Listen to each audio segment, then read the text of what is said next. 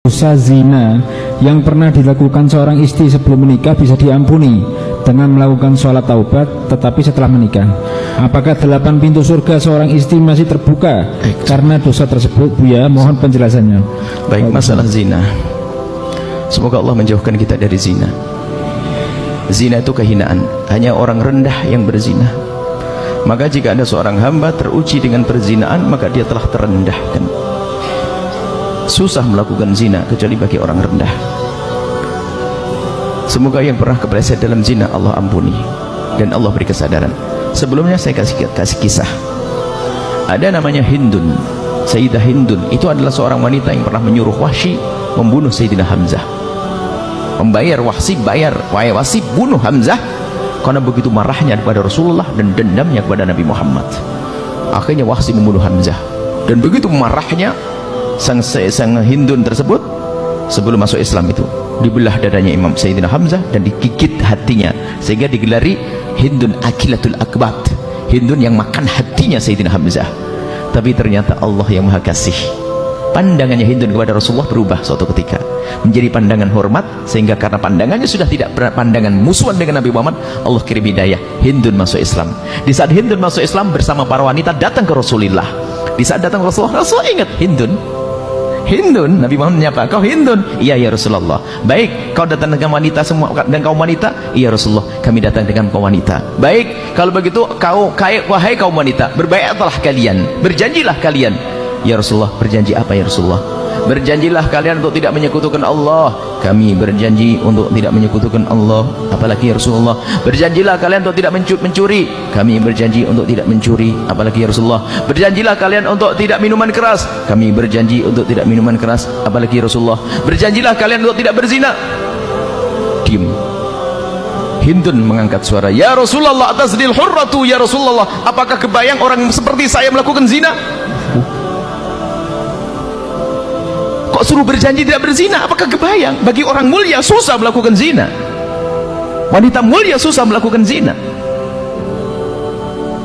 Baik.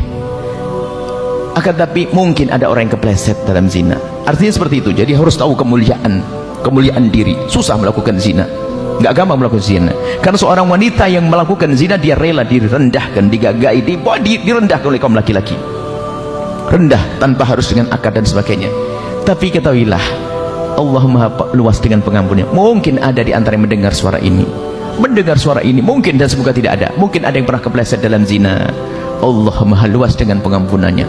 Sebesar apapun dosa tersebut, ketahuilah, kalau minta ampun kepada Allah dengan serius, at-taibu minadz-dzambi kaman la dzambalah. Orang bertobat dari dosa seperti orang tidak pernah punya dosa.